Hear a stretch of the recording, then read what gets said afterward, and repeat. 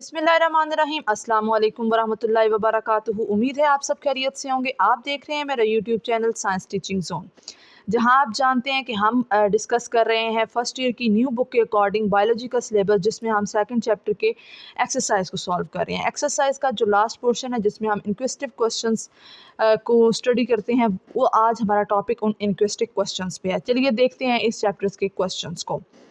हमारे पास first question है, why do bacteria have ribosomes even though they do not have membrane bonded organelles. कह रहे हैं bacteria जो होते हैं उनके पास राइबोसोम्स होते हैं, हालांकि उनके पास कोई भी मेम्ब्रेन बॉन्डेड ऑर्गेनेलिस तो मौजूद नहीं होती, तो ये राइबोसोम ऑर्गेनेली क्यों मौजूद होती है, इसकी एक्सप्लेनेशन देख लेते हैं। कहते हैं कि bacteria have ribosomes because they need to make protein. अब जैसे कि हमें पता है कि राइबोसोम्स क्या करते हैं, प्रोटीन बनाते हैं, तो इनको भी प्रोटीन की ज़रूरत होती है, तो इनके पास भी राइबोसोम्स मौजूद होते हैं। And ribosomes are the structures that build protein, और राइबोसोम ही वो स्ट्रक्चर्स होते हैं जो प्रोटीन को बनाते हैं। Bacteria do not have membrane bonded organelles like a nucleus और एंडोप्लाज्मिक रेटिकुलम। बैक्टीरिया के पास कोई भी मेम्ब्रेन बॉन्डेड ऑर्गेनेली नहीं होती, जैसे न्यूक्लियस मेम्ब्रेन बॉन्डेड है और एंडोप्लाज्मिक रेटिकुलम है। They have free floating ribosomes in their cytoplasm to produce the protein necessary for their survival and function। कि इनके पास क्या होता है, साइटोप्लाज्म के अंदर फ्रीली मूव करने वाले राइबोसोम्स मौजूद होते हैं, जो कि वहाँ रहकर इनके नॉर्मल फंक्शन और उनके सर्वाइवल के लिए प्रोटीन्स को बनाते हैं। अब राइबोसोम्स इनमें इसलिए मौजूद होते हैं कि राइबोसोम जो हैं वो मेम्ब्रेन बाउंडेड ऑर्गेनेलिस हैं ही नहीं, तो इसलिए क्या है कि ये बैक्टीरिया के अंदर भी मौजूद होती हैं।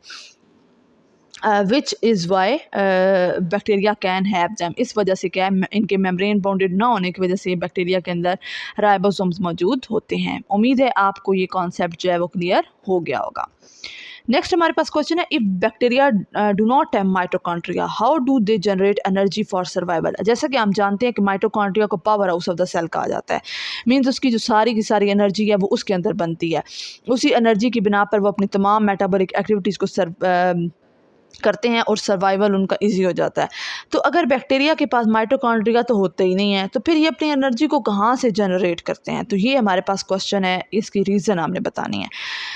ये जो है हम वैसे इस क्वेश्चन का आंसर जो है हम पहले भी डिस्कस कर चुके हैं। हमने पढ़ा था कि जो सेल मेम्ब्रेन होती है बैक्टीरिया की, वो किसी किसी जगह पर इन्वेजिनेट होकर एक स्ट्रक्चर बनाती है जिसे हम मीजोजोम कहते हैं। वो क्या करती है, इसको एनर्जी प्रोड्यूस करने में हेल्प करवाती है। देख लेते हैं यहाँ पे क्या आंसर लिखा हुआ है। Bacteria do not have mitochondria but they still generate energy by carrying out cellular respiration और fermentation directly in their cell membrane and cytoplasm.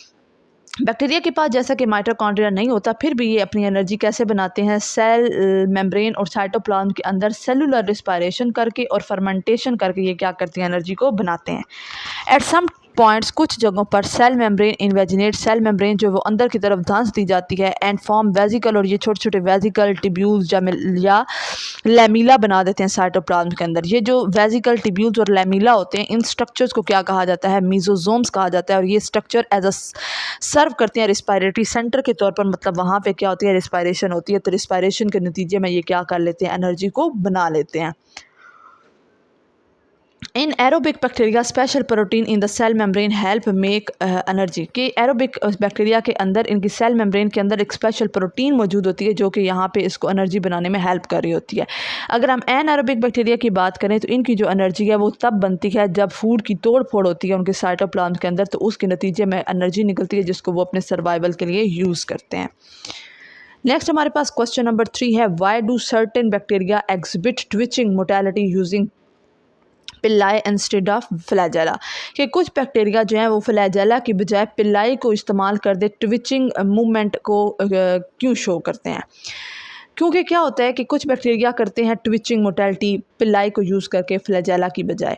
क्यों? क्योंकि twitching is suited for movement across solid surface. जब उन्होंने किसी भी bacteria ने solid surface के ऊपर मूव करना हो तो उसके लिए उनके पास जो मोटेलिटी की बेहतरीन तरीका है वो क्या होता है, ट्विचिंग होता है। जबकि फ्लैजेला जो होता है वो बैक्टीरिया इस्तेमाल करते हैं जब वो वाटर लिक्विड इन्वायरमेंट में होते हैं, तो वहाँ पे वो स्विमिंग वगैरह करके क्या करते हैं, मूव करते हैं। Pillai extend from the bacterial surface. Bacteria की सरफेस से पिल्लाई जो क्या होते हैं, छोटे छोटे दाने ऐसे करके निकल रहे होते हैं और वो सरफेस के साथ क्या हो जाते हैं, अटैच हो जाते हैं, attach to the surface, solid surface. And then detract, ये क्या करते हैं, खींचते हैं। तो पुल, जब ये खींचते हैं तो इस वजह से बैक्टीरिया भी आगे की तरफ खींचा जाता है। जबकि फ्लैजेला की बात करें तो फ्लैजेला क्या करते हैं, ऐसे करके रोटेट होते हैं, उनकी रोटेशन से क्या होता है, बैक्टीरिया प्रोपेल करता है through filiate but are less effective for crawling along surface, क्योंकि फ्लैजेला की ज़रिए से वो किसी भी सॉलिड सरफेस पर क्रॉल नहीं कर सकते, इसलिए वो पेलाई को इस्तेमाल करके वहाँ पे मूव करते हैं। ये जो ऊपर वाले हमारे पास क्वेश्चन है ना, सेकंड और थर्ड, ये हमारे टॉपिक्स में ऐसे ही थे। इतना ये जो है इंक्विजिटिव इतना भी क्वेश्चन नहीं था कि बंदा बहुत ही कहता है कि बहुत ज़्यादा कॉन्सेप्चुअल क्वेश्चन है। तो ये मतलब स्टेटमेंट थोड़ी उन्होंने चेंज करके ऐसे बनाई हुई है कि इंसान थिंकिंग करे और क्वेश्चन को ढूंढने की कोशिश करे। जबकि हमारे पास जो नेक्स्ट 2 क्वेश्चंस हैं ना, ये थोड़े सर्च वाले हैं। अब वो कहते हैं give reasons in favour of statement prevention is better than cure and present your argument in the class. अच्छा, ये जो स्टेटमेंट है prevention is better than cure, एहतियात इलाज से बेहतर है, ये आपने अपनी डेली लाइफ में भी जो है सुना होगा कि यही कहते सुना है कि इंसान को एहतियात कर लेनी चाहिए, क्योंकि एहतियात जो होती है इलाज से बेहतर होती है। इलाज पे डेफिनेटली एक तो हम एहतियात नहीं करेंगे तो बीमार हो जाएंगे, फिर इलाज करवाएंगे तो हमारे इतने ज़्यादा खर्चे होंगे, फिर दवाइयाँ ये वो, इंसान फेडअप हो जाता है हर चीज़ से। तो इससे बेहतर ये होता है कि इंसान पहले ही एहतियात कर ले, ताकि इलाज जो है की तरफ वो जाए ही ना, बीमार ही ना हो। और एहतियात डेफिनेटली जब इंसान एहतियात करता है तो वो हेल्दी रहता है, तो फिर तंदुरुस्ती हज़ार नेमत है और उससे तो फिर बढ़कर कुछ भी नहीं है। इसमें अब क्या है कि कहते हैं the saying prevention is better than cure mean.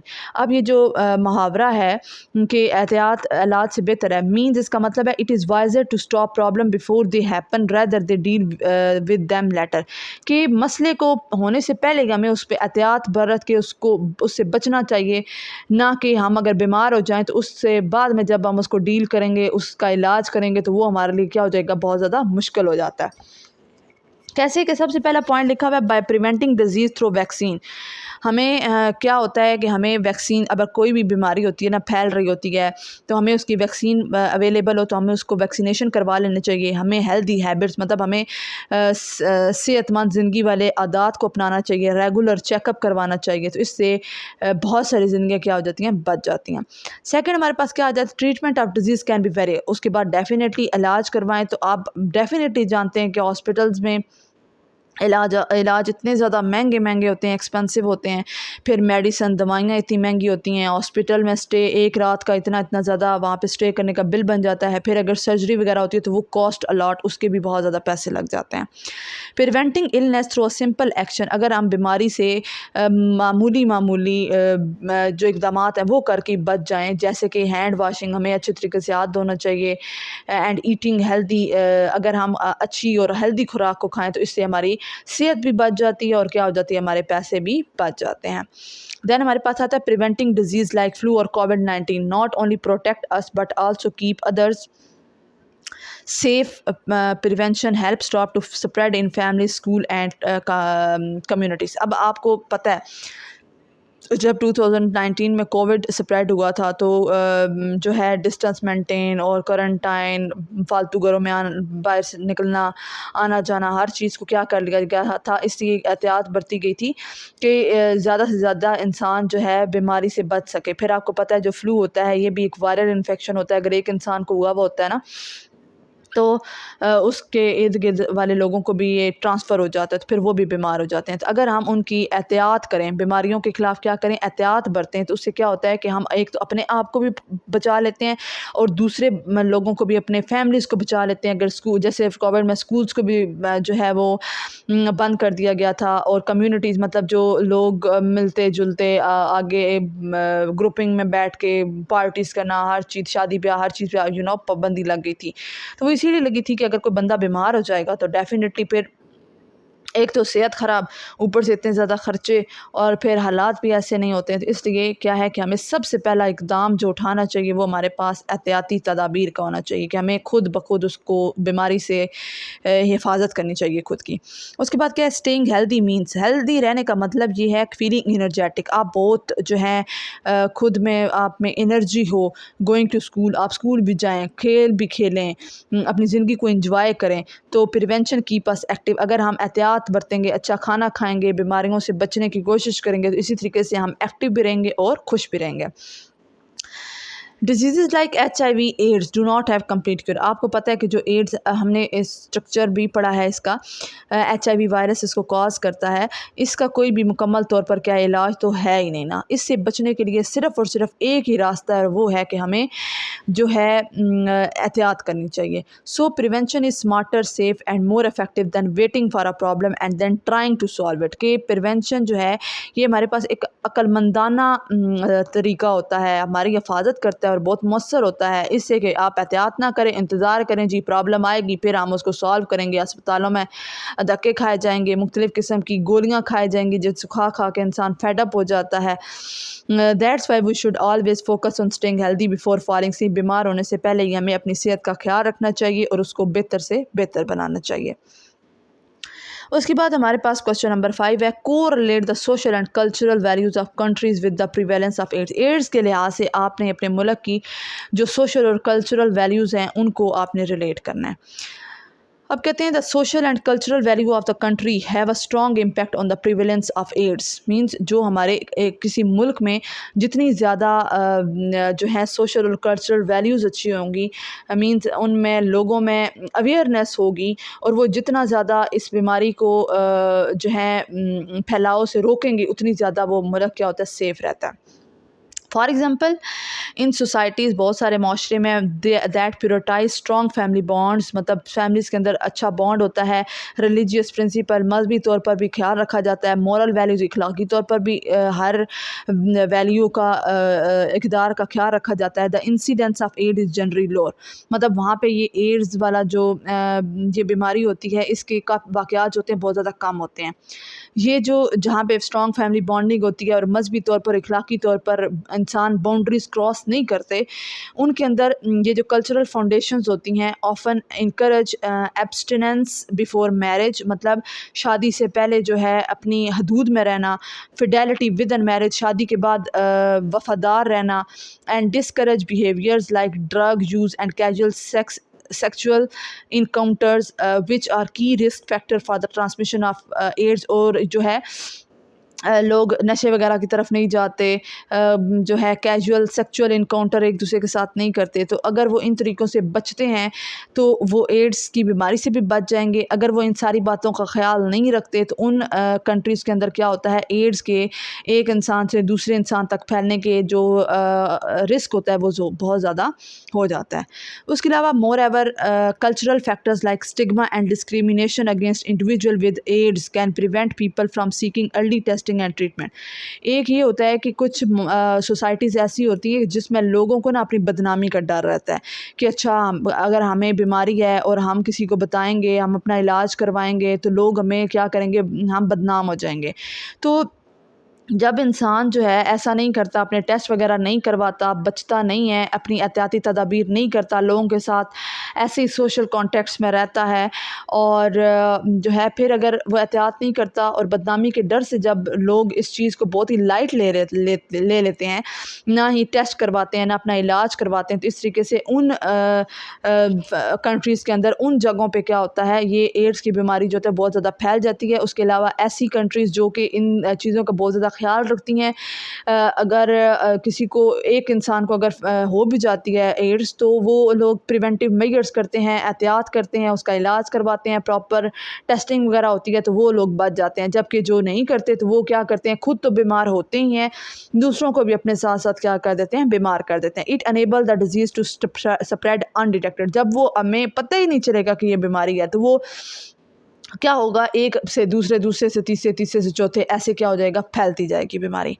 उसके अलावा education, religious guidance and community support are crucial to raising awareness, reduce stigma and encourage healthy behaviour that help curb the spread of AIDS. अब क्या है कि अगर हम awareness provide करें, लोगों को इस के बारे में एजुकेट करें, उसके अलावा मजहबी तौर पर इंसानों को गाइड किया जाए कि उन्होंने क्या है कि अपनी लिमिट्स क्रॉस नहीं करनी, और कम्युनिटी सपोर्ट हो अगर इंसान की, मीन्स डेफिनेटली एक अगर इंसान बीमार होता है तो उसको हमें इनकरेज करना, जो है उसको सपोर्ट करना चाहिए, ना कि उसको ऐसे डिग्रेड करें कि वो बदनामी के डर से अपना इलाज भी ना करवाए और किसी को बताने से भी रह जाए।